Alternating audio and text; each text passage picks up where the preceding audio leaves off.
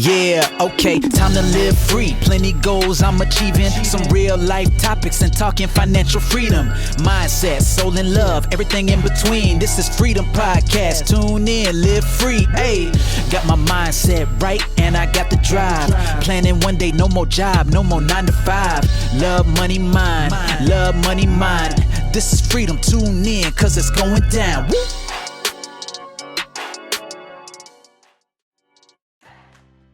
Hi, this is Anna and welcome to another episode of Your Freedom Podcast. And in this episode, I interview Sue Davidson, my mum. And my mum has inspired me on my journey. She's a resilient, girl power badass. She's in her 70s now and I can't wait to share everything around her life and her challenges and adversities and her success that her and my dad have achieved along the way. So I hope you're going to enjoy this interview. Sue Davidson, my mum. Hi, mum. Good morning. I'm really excited to get you on my show. I know a few episodes ago I interviewed Dad, and so you two have been pivotal in my life, and it's great to have you on here. And you know, both of you have always kind of inspired me on my journey. So it's really great to have you here to kind of dig a bit deeper into the real Susan Davidson. You don't know the real Susan Davidson. You might do after this. I know, exactly. I do think like there's different kind of things that you think that you look back and think that you get from your parents. And I think I definitely get my sensitivity, I think, from you. Which is a good thing because it kind of helps you have empathy with other people, and also I think we both can chat quite a bit and give lots of detail when we're telling stories. I can't do short text. Exactly. So I do think we are very people. You know, people are important to us, and so yeah, it's just great to have you on here so that we can dig a little bit deeper. So the Freedom Podcast, as you know, we focus on 3 pillars: freedom in love, which is around self-care, self-love, and freedom in money, so financial freedom, and also freedom in your mindset.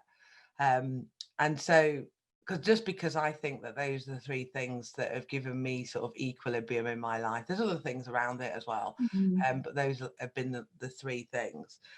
So I wanted you to share, because I know you're in your 70s now, I won't exactly say your age, and so you've got lots of world experience or life experience, as it were, and I think it'd just be great for you to share some of those things and maybe highlights and even challenges or low points in your life, and because that's how we learn, don't we, in life. Yeah. And so let's go back then to Sue as a child.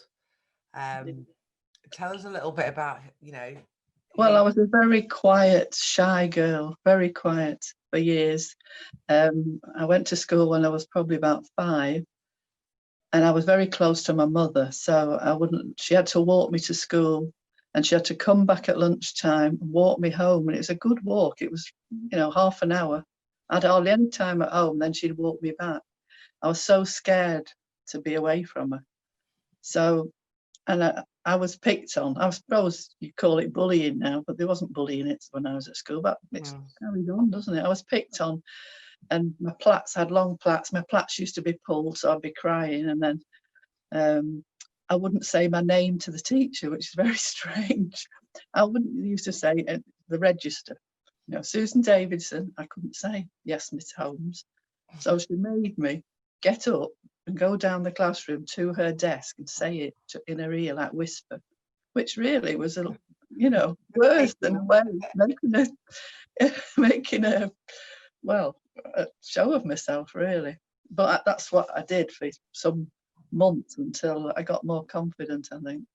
So I never stayed school dinners because I was too scared. I want to think of what I'm like now. I mean, I'm completely different. I was going to say, you made up for it. So when I was when I was 11, I passed my 11 plus. Then we had the 11 plus in those days, and I went to grammar school. And the first day, I had to stay school dinners because it was miles from where we lived, and I hated it. And I was picked on again by this big fat girl I can remember. And I shouldn't talk about people like that, I know, but she was a big girl, and she just said to me, "Do you want that?" And I said, "No." So she took it, ate it. And always remember this, your dad remembers, he always talks about it. I've told you that many times. In those days, we had this salt called Cerebos, and it was an advert on the television, and they used to write the word Cerebos on the TV. And she got the salt cellar and wrote it all over the table. And that's something that stuck in my mind for years. What did it matter? But I was so scared of this girl, you know.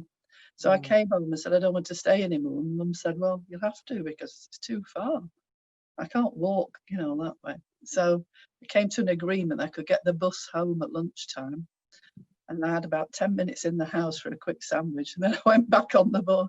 So I did that for all my school life because I was shy and quiet. Do you think that maybe your parents could have been a bit tougher with you? Probably, yeah, because I was an only child. So, for example, swimming, we went to school swimming when I was in senior school, and I was frightened of the water. So my mum wrote notes for me. I got rheumatism. I had a bit of pain in my leg, but you know. So for the rest of my school life, I used to sit out on the side watching them all swim. That's something I'd so regret now, you know. But yeah, I think they could have been a bit tougher. They were a bit soft with me, really. So how did you go from being this shy girl to then getting more confidence? What was it that gave you more confidence? I suppose just as I got to senior school, I got new friends, and I did quite well at school. I passed quite a few GCSEs and stuff, and it just probably as I got older, I got a bit more confident. Yeah. I had a very good friend who, after school, we'd race down to Blackpool, because Blackpool was the place where all the stars used to come, and we'd stand outside the stage door. So I was confident by that time. Yeah. Collecting autographs, of course, the main ones being the Beatles. I was just going to say, you were hanging out with the Beatles, weren't you? It was the Beatles at 66. How old were you then when you were? Probably about 16. It would be 1963. Yeah, so I was born in 1946, so I'd be about 16.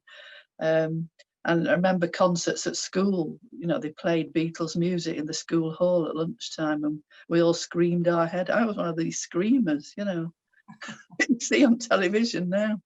And then we go down and get the autographs and find out where they were staying, and go to see the shows, and then go after the show to the hotel where they were staying, and they'd see us all, because there was only a few of us, because they knew us because we were always there at the door of the hotel.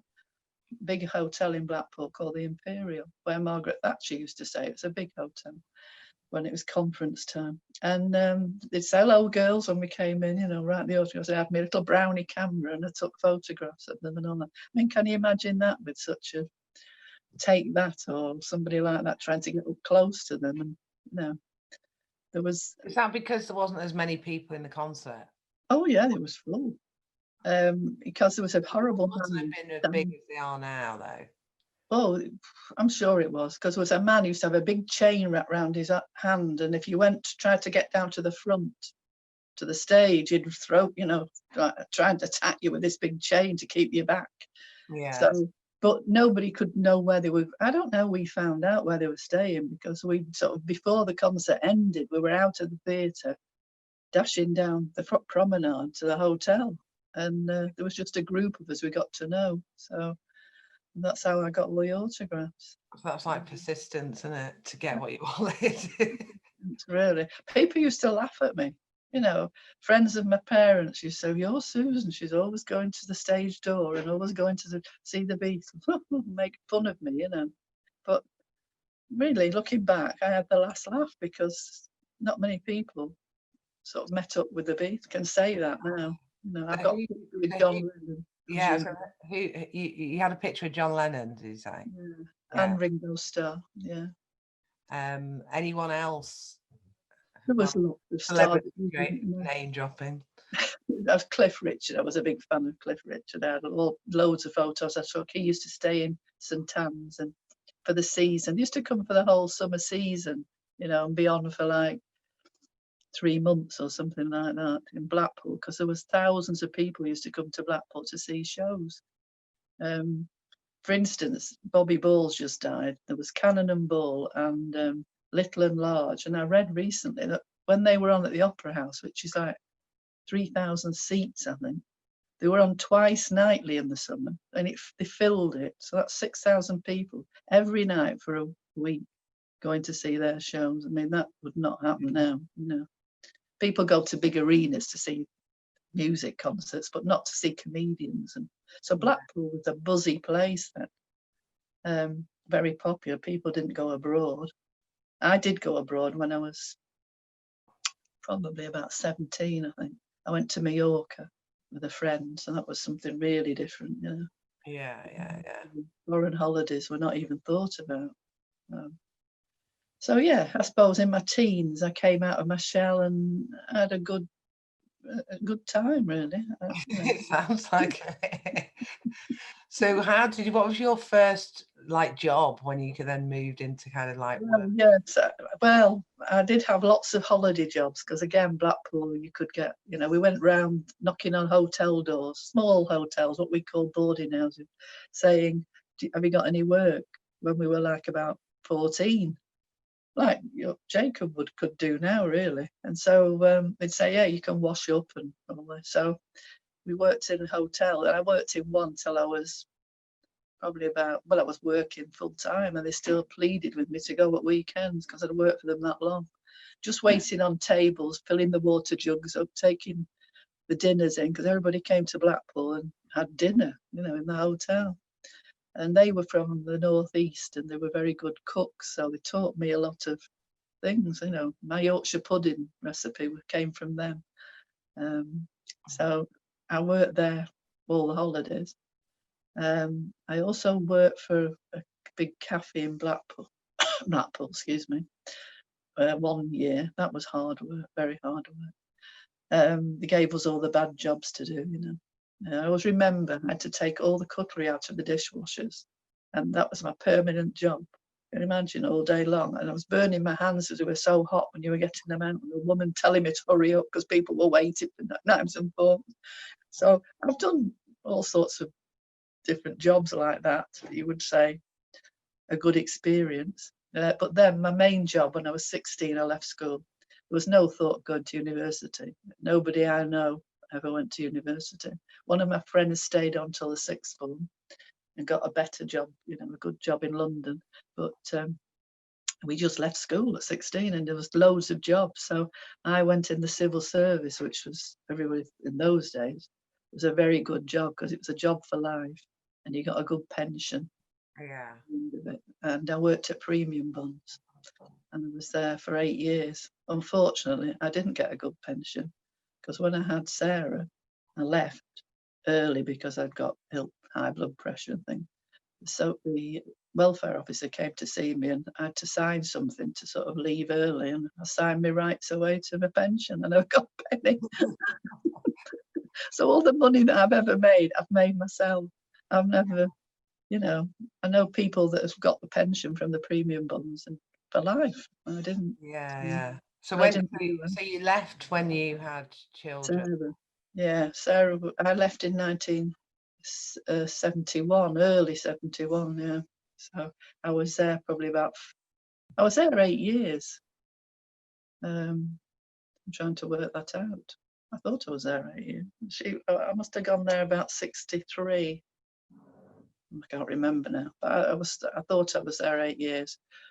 But while I was there was this, you know, it's a big company and lots of different buildings, small buildings, lots of car parks, and every night everybody came out at the same time. Some people were lucky to have a car, and I used to see this young guy in this black Hillman imp. He was always pushing his way in to push out in front of other cars, you know. And I saw him walking down the corridor, and he got these shoes on, them like Cuban heels, fancy little jacket on, which had turned out he used to have all his clothes made by a tailor in Blackpool. And that's how I met your dad. So that's the good thing that came out of Premium Bond. He left before me because he couldn't stand the job, went into sales and stuff, and I carried on until Sarah was born. So after Sarah was born, I'm probably talking too much here. Tell me if I need to stop. Thank God. After Sarah, what did you then decide? Because obviously you'd signed your rights away from yeah, the job that you thought was. I know that is true. I didn't realise because I was ill with high blood pressure and I had to give up work for illness, and so I had to sign this form, and it wasn't explained to me then. People now wouldn't get away with that, but a friend of mine who still works there, but he's retired now, he went into the personnel department to find the form and found I had signed it away. Told me years later, so I know all that was true.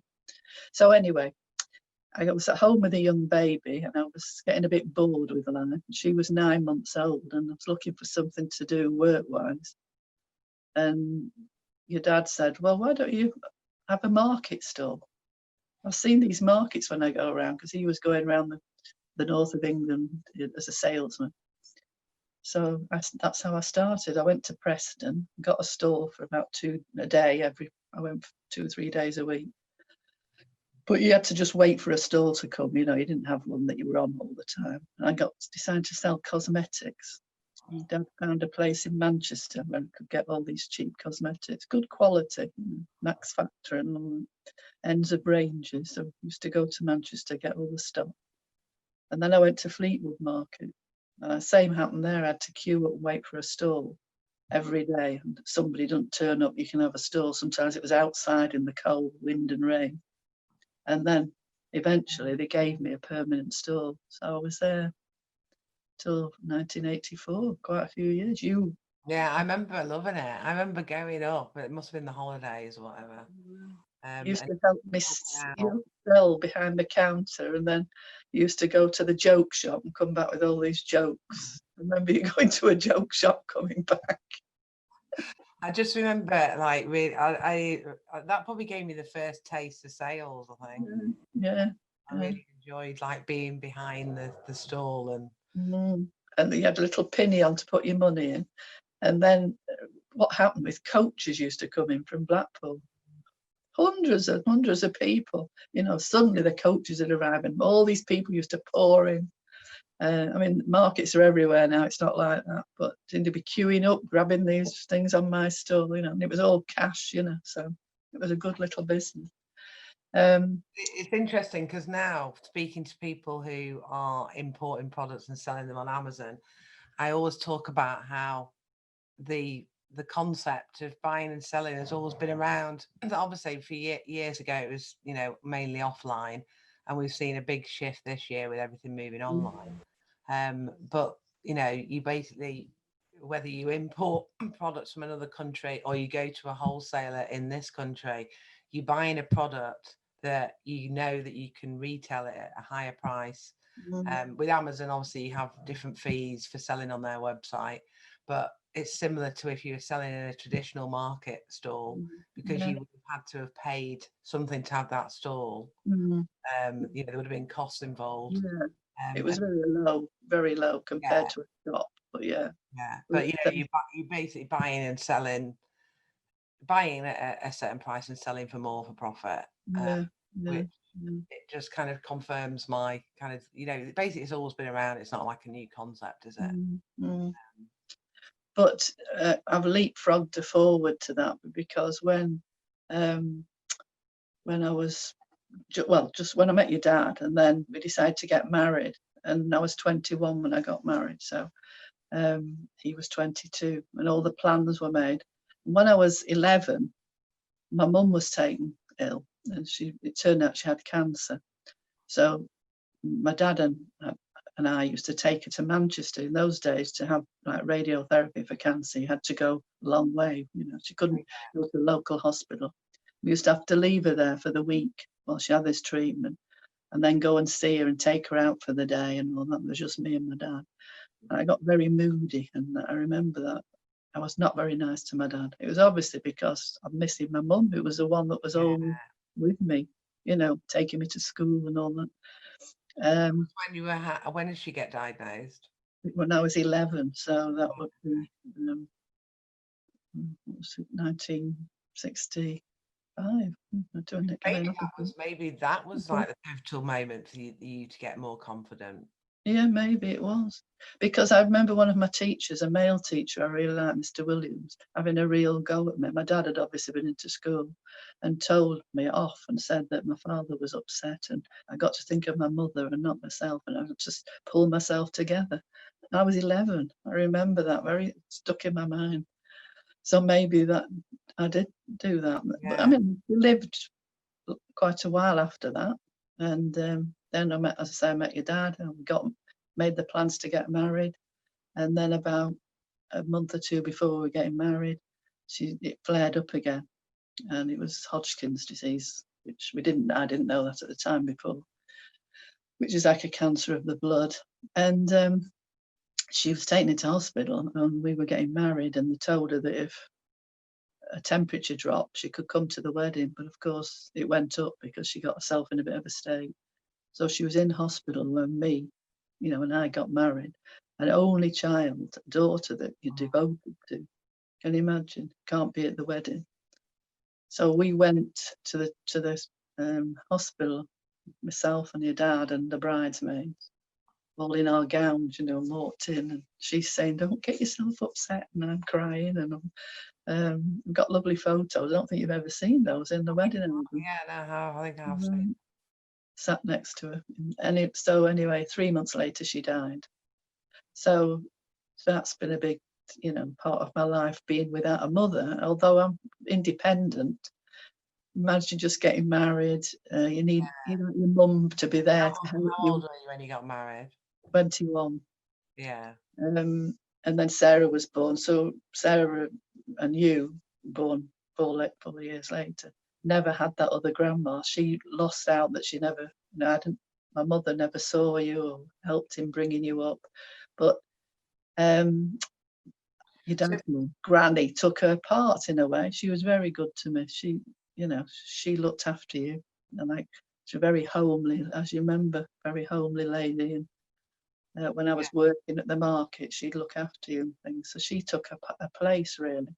But you still don't get over you losing your mother. You know, it's still, you know, I still think about her. Certain days, certain things happen. And it's a long, long time ago now. So that's why I've always wanted to do things for you and be there for you, because I didn't have my own mother to help me and things. So I think people listening to this, because I think going through grief is, you know, I've only had it with grandparents. I think it's, you know, I think it's different depending on, well, grief is bad anyway, isn't it, as a whole? But, you know, some people have children, they lose children, which I think must be really, really difficult. You can lose a friend, you can lose a parent. Any kind of thing you want to share as regards to what helped you get through that period? Because obviously you were, you know, it sounds really misfortunate that you couldn't make the wedding as well. Obviously you were an adult, but still you were a very young adult, weren't you? Oh yeah, I was very upset for a long time. But then I had you and Sarah, so you sort of, you know, you were the highlights of my life then, really. And my mum was still there in my thoughts, but I had to move on and bring up 2 children and a husband, you know. So my life moved forward, and I still had my father. So, you know, Granddad he lived till he was in his 80s, so he was still there. So I had to help him at first, but then within a year he was married again. So that's how men are, isn't it? He's 42 and couldn't be left on his own. I can't spend another 40 years on my own, he said. Anything though that you want to share as regards to that could help people who could be going through something? Because obviously this has been a difficult year with COVID and just generally, you know, people going through difficult times. That people say, you know, time is a healer, but do you think that is true? I do think that's true. Yeah, I do think it's true, because there's lots of things have happened to me, and I think that time is a healer. Everybody says it, but it is true, because you've got your memories. You can never take those memories away. And, you know, photographs and things like that, and little funny things that used to happen, I still think about, you know, make me laugh now, whereas I didn't used to laugh in the early days. So what choice have you got, really? You either give up completely. You've got to look to the future. You've got to look forward. And having children, they come before they came. You came before my thoughts, really. You know, Yeah, do the best for you. I definitely think being a mum, when you've got children, it doesn't matter what you go through or any adversity or anything like that. You have to be, we have to put this brave face on for our children. Or children get us through things, don't they? In some respects. Yeah. They're like either a distraction or just that they fill our time and kind of keep us strong, really. Yeah, but yeah, after you know, you have to. You cannot give up. You cannot give up. You've got to go on. You want to live yourself. You've got a life yourself, haven't you? It's still my mother was still there for many, many years. Now I can think about her, but I now can fill up. A few weeks ago, you know, I was thinking about something and I started crying to myself. So it's never going to leave you, but you can carry on.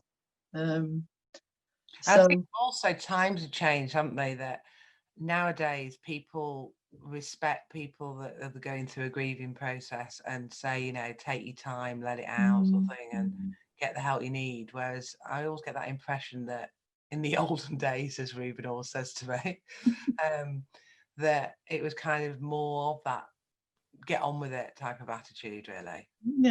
Yeah, but I'm a very, like you say, sensitive person, and I just cry, and you know, I think that helps really to get it out. Yeah. So I think anyone listening to this, then taking the points away from what you said is don't hide your emotions, let it all out. Time is a healer, and focus on the happy memories. And also live your life. I've always said, I've gone, you know, like I went to the hairdresser some years ago and said, oh, you're going away again? I said, well, you're a long time dead. My mum died at 49. You know, my thoughts have always been now to enjoy life and do the things I want to do. Yeah, and I've really achieved that, I would say, really. I mean, after my mum died, that was in 68. Sarah was born in 71. And then we moved house in 1973. I'm very good at remembering years and dates. 1973, we moved house and we bought this new house, and we had to clean all the floors. It was all the builders had been in on the floorboards were all full of mud, and so my friend Madeline came and helped me, and we scrubbed all the floors top to bottom, cleaned all the house, put new curtains up, ready to move in. And that night I came back home and I didn't feel very well. I had a terrible headache. I thought it's all the work I've been doing, you know. Anyway, next morning I went downstairs to make a cup of tea, and everything went black. I just remember shouting for your dad. He came downstairs, said, what's the matter? I said, I can't see anything. So he said, go back to bed. So he took me upstairs, holding my arm, to bed. And I don't remember anymore. He said that he gave me the kiss of life. And I collapsed at the top of the stairs. I know I went over. Next thing, I'm in an ambulance and rushed into coronary care. And I was in hospital for 2 weeks. And they couldn't find out what it was at the beginning. But I was wired up to monitors. I was 27. And it was when I had a virus in my heart muscle, myocarditis. So that was a big shock. You know, I think when you get a big shock like that, you've got to pull yourself round from these things. Otherwise, you just, you know, you can't give up. Sarah was 2. She was looking at me through the window of the hospital, wasn't allowed in. Your dad was working at this new job, travelling all over the place. Who's going to look after Sarah?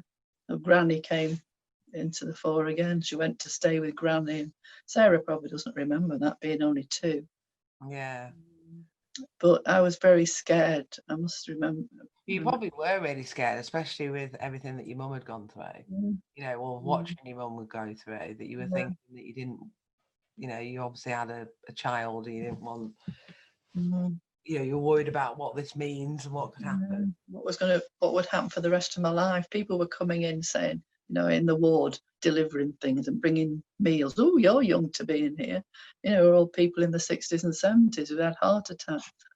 But I recovered from that very well. It took me months to come round and walk. I had to go out walking a lot, and I couldn't do a lot for a long time. But I never had any lasting effects, except it affected me a bit mentally, because I was thinking about it all the time. Every time I got a pain in my chest, I was going to have a heart attack. And for 2 years I was like that, until I went back to see a doctor, cardiologist, and he said, absolute perfect cardiogram.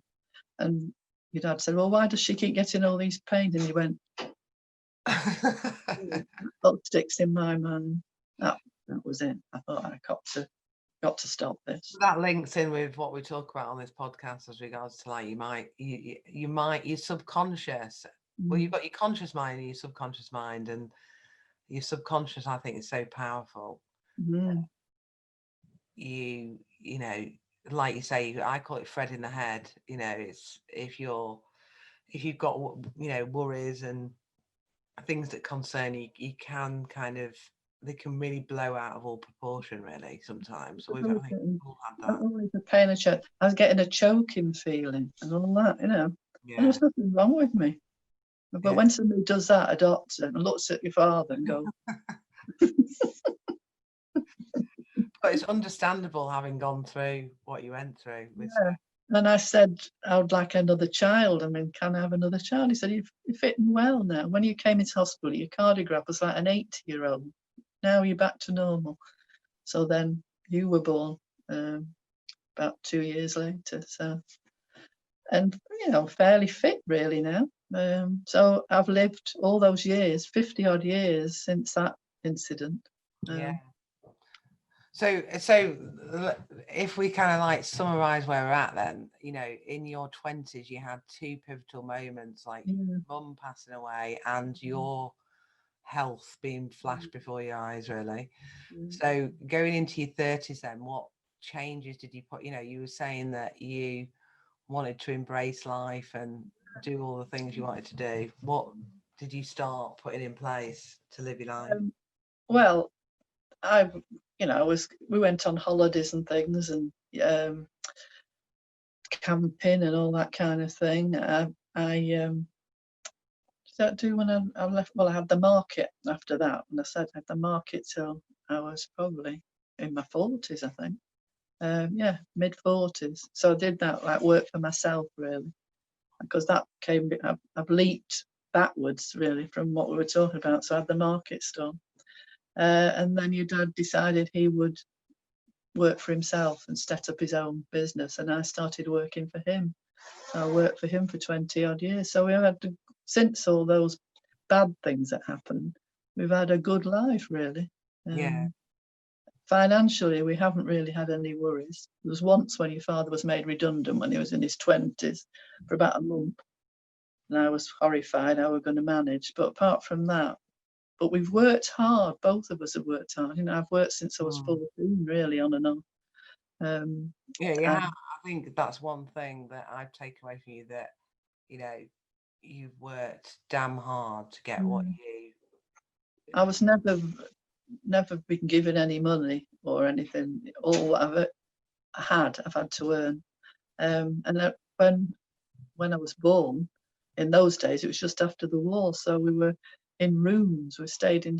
That's what people did then. We had a friend who had a house, and so she rented 2 rooms to my mum and dad, and I was going straight from hospital to that house till I was 4, and then we got a council home.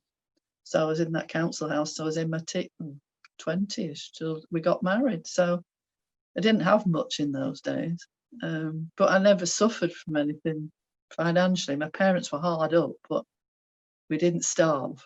But I wasn't bought lots of things or anything. But since then, maybe you know, it's my thoughts of, you've got to work, there's only you can do it. Nobody's given me anything really. It's me and your father that have worked hard for everything, and now it's paid off. So I have got the freedom. I would say I've definitely got freedom to do what I want to do. The only thing that's stopping me now is the virus. Yeah, nobody can stop that. It's nice to see that in your retirement, because obviously, you know, people listening, you've got a place in Portugal, a second home.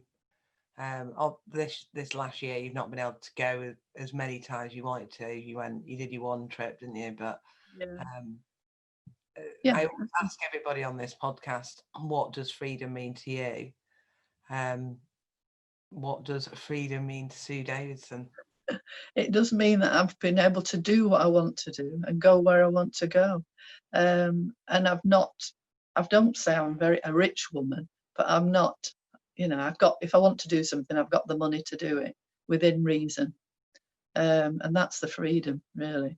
But it's been planned. It's not something that we've just come across. Your father planned our life. We were careful. We saved up. We paid for your education, which some people thought was a waste of money, but we suffered financially in those days. We didn't have holidays because we went camping an odd time, but that was all, because we were thinking of you and your sister's education, really, which I think you'll agree, you both had quite a good education and you've done well. Yeah, exactly. But yeah, I would say I do. Freedom is what I have. There's no doubt about that. And I can go where I want, to talk to who I want.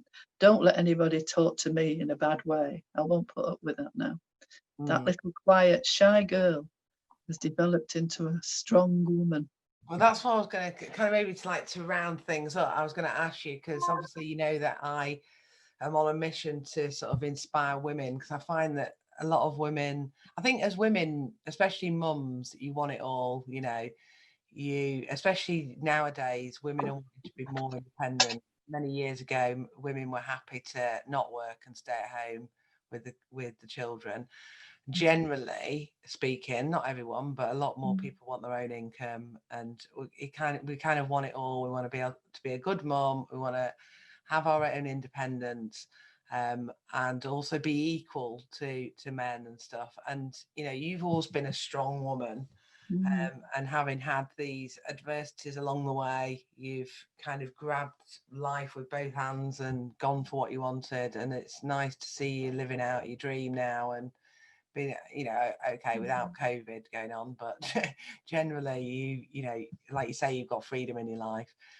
Any kind of tips to women who might be thinking about doing something a bit different? Because I think when you become a mum, not every woman is a mum, but that was my crossroads. When I became a mum, I thought, I don't really want to work in this job anymore. But any kind of girl power tips that you want to share as being probably the oldest female I've interviewed on this podcast? You've got the years of experience. What would you advise them?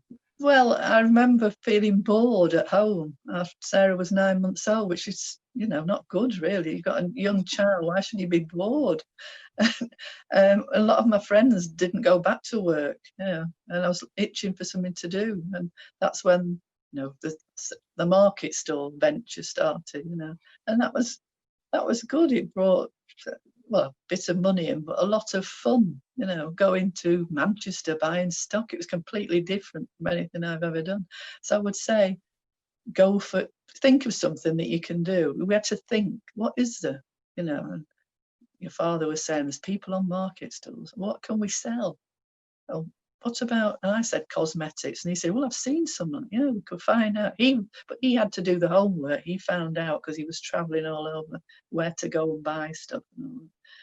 That was completely different than anything. I'd worked in an office for all those years, so it was a link into another life, really. And there were fun times at that market with some of the stall holders I got friendly with, and you know, they were cold. Used to have gloves. And then I just think, you know, go for what you've got to have. I don't say you've got to have a goal, something you think about something you want to do, to Yeah. get away from the norm. It was so different from what I was used to. Yeah, I think that's good advice, because I think a lot of people, it is about focus on something that you want to do for fun and enjoy, and so also just to stretch yourself. A lot of people just do things that are comfortable and don't go out of their like normal box, do they, and stretch themselves or do something a bit different. So doing something a bit different can be exciting, can't it, as well? Exciting. And when in 1973, before I was ill, just before that, there was a big new market opened, an indoor, which with heating and everything. That was something special. So we decided to have a stall in there as well. And I got I think I mentioned it to you the other day, all Mary Quant. I was the only supplier of Mary Quant makeup in the area. That name mean anything to you, but she was the I had Mary Quant dresses and all that I used to wear. And we got all that set up, and then the 3-day week came along, and all the electricity was switched off for 2 days of the working week, and so that had to close, and we'd lost money and worries of it, but we came through that. You look back on it now as just some blip, really. Yeah. So yeah, in fact, on that note, as maybe finally as we summarize, is that through this time as well, it's been tough for people throughout the lockdowns, and we've just gone into our like second or third, I don't know, all these tiers were locked down to May, and it looks like for the next couple of months we're going to be in lockdown. Anything that you want to having gone through different periods of time where like the crash in 2007, 2008, and like you say, the time that you were just talking about, the 3-day week and all that kind of stuff, anything that can help people get through it? Well, I thought on the last lockdown, which was in March, 23rd of March, wasn't it? Our wedding anniversary, as it happened that day, when we locked down for 6 weeks or 2 months. I quite enjoyed the lockdown, because I thought, I look back on it with a fondness. That might sound strange, but I did things like I relaxed more. I lay in the garden reading a book. The weather was good. That was the difference. Yeah, that's the bonus, wasn't it? I baked every day, pies. My next door neighbour's a widower, so I'd bake and put pies over the fence, and just did what I wanted. Went out for walks when I wanted, and read loads of books. And did a bit of sewing. I even got my sewing machine out. Things that I would not normally have done. I got a new lease of life, things I wanted to do. And I actually enjoyed that lockdown. It didn't bother me at all. But I think the difference now is it's cold. You can't go out very far in the cold. You can't do, but there are things you can do. I mean, indoors. You don't want to be watching television all the time. I feel I want to do some sewing now. I'm going to make some cushions and things like that. So you've got to look at the good things, really. We can't get out of this until, who knows when it's going to be. Eventually it's got to change, because the world's got to move on, hasn't it? And I think financially there's opportunity that it brings as well. I think businesses out there, if they haven't learned in the last 9 months that they need to kind of pivot, is the new word at the moment, but change what they're doing, like restaurants doing takeouts, or just being kind of quite creative and looking for opportunities. I know there are some people that haven't done that, and they're just like been waiting for it all to be over, and their business is like completely dead, that you have got to kind of change within it. But I definitely agree with you with like seizing the opportunity. A lot of people have said they've felt really a lot of stillness in the lockdown, that their lives have been really, really busy, and it's actually given them the time to reflect and spend time with people. Yeah. They're looking at life on a different plane, really. When you think of, what my parents went through, in wars. I was born just at the end of the Second World War, so how to live through a war. We don't have any of that, do we? It's calm. We haven't got any violence, and unless people get mad about this lockdown, cause a bit of violence, but you know what I mean? We're not living. and we've got plenty of food. In the wartime, we had ration books, you know, you couldn't get bananas, you couldn't get this, you couldn't get that. That we haven't got that. We should really be looking at the good things that we have got, really. As long as you've got your health and strength, and as long as financially you can manage. I know there's going to be a lot of people struggling financially, losing their jobs and things. The government's supposed to be helping as much as they can, but some people seem to fall through the net. Yeah. But yeah, like you say, starting your own businesses, and there's people still want goods, don't they? People still want to buy things. I bought clothes online, and my father's saying, well, when are you going to wear them? Well, I will one day. You know, so still coming through the post, we're still buying stuff. I'm looking for the future. I'm thinking, oh, I'll get that dress now because it's summer and I'll be able to wear it then. I think it makes you value all the things, because immediately last night I thought, oh, God, we're on another lockdown. I can't just go and get my nails done. And now they're gonna over the next few weeks, they're okay at the moment, they're gonna stop. But you just take things for granted that we can just go get our hair done, or go to the beauty place, or we can just go out for a meal whenever we want, or, you know, we take all those things for granted. It makes you value those things more, or value people more as well, I think. My hair's never been as long, but it's made it a good thing. I thought I'll start growing my hair now because I can't go and get it cut. That was last lockdown. It's grown a lot. But the thing is that we've saved money because we're not going out buying takeaways or anything like that. We're sort of taking turns to cook, so looking at new recipes, and you know, there's all that we didn't do before. Oh, we just get a takeaway, or we just go out for a quick supper. So our life's different from that point of view. Yeah.